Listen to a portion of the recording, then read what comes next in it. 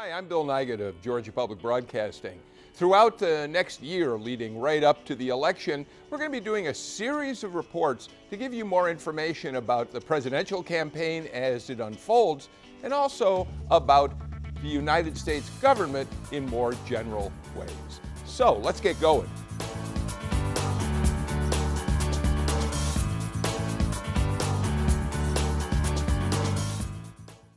Today, we're going to talk about a very important job.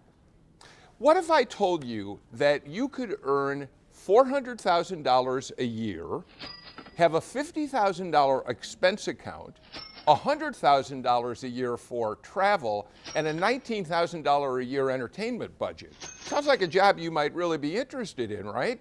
Well, that's what the President of the United States currently makes for sitting in the White House and doing his work. Now, it may sound like a lot of money, but there's a lot involved with being president. So today we're going to go over the chief responsibilities of the President of the United States. The first one is that he is the chief executive of the land. And in that role, he oversees all the federal agencies. He appoints the directors of those agencies, often what we call cabinet members. So, for instance, the State Department is overseen by the Secretary of State. The President is the one who appoints a Secretary of State, or a Transportation Secretary, or a Health Secretary. Those are the jobs he gets to fill.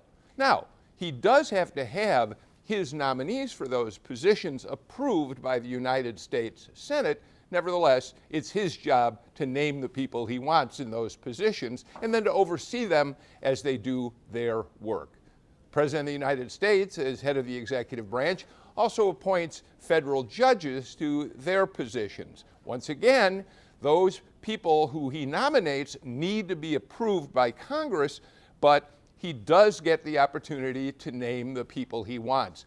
And one of the most important roles he has is he gets to name the members of the Supreme Court when a vacancy occurs. That's a terribly important job because the court is divided between conservative and liberal justices, and a president can have a big impact on how those judges rule on important and controversial issues. So those are some of the responsibilities the president has as the chief executive. He's also the chief economic planner. It's up to the president and his team of economic advisors to give Congress every year a budget. How much money the country is going to spend on the various departments, on the various programs that the federal government is responsible for. These plans sometimes include job creation, whether we need more spending for the military or less spending for the military. Now, once again, the president puts that budget together with his economic team, but then he has to send it to Congress, where Congress has to approve or reject the president's plan. He's the commander-in-chief of the armed forces. That is a huge responsibility. Now, the president is not supposed to have the power to declare war on another country. That responsibility is up to Congress.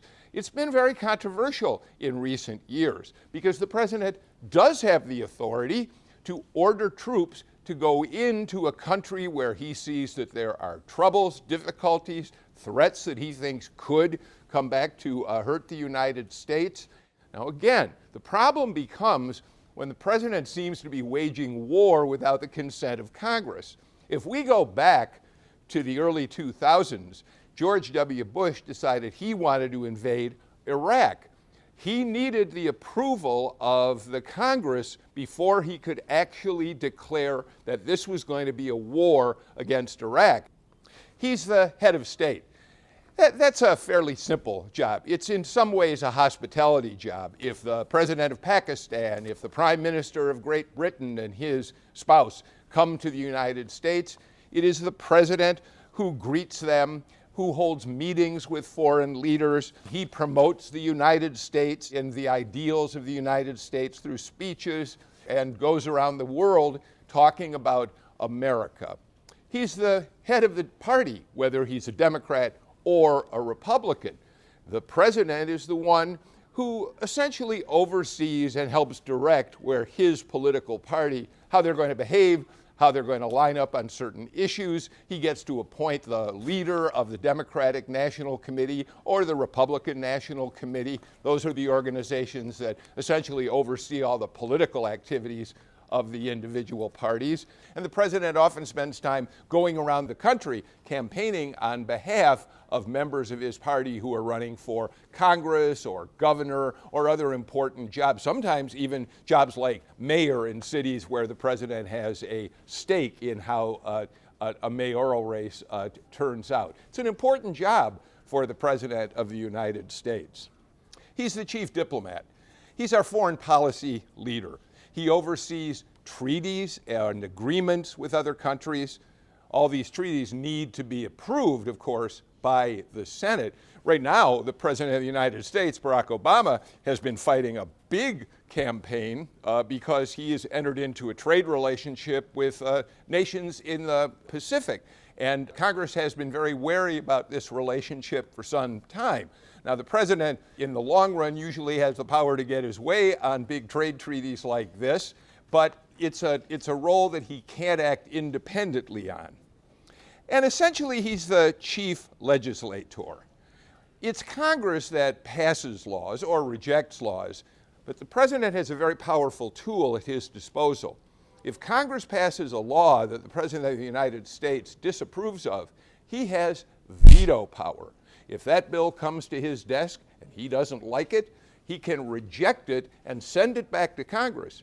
And the only way that bill can pass without his approval is if Congress gets a 2/3 majority of members who will vote to override the veto. So those are the jobs of the President of the United States. Remember, the president has partners in all that he does. There are 3 equal branches of government. That's the way our founding fathers wanted it. No one branch has the power to run everything. We have the president, the chief executive. We have Congress, they're the legislative branch. That's where laws start and where they're passed. And then we have the judicial branch, in this case, the Supreme Court. The Supreme Court has an enormous amount of power in being able to evaluate, review, and decide whether laws passed by Congress and signed by the president, in fact, meet the requirements of the United States Constitution. So it's a $400,000 a year job. Are you ready to take it on and do all of the things the president is required to?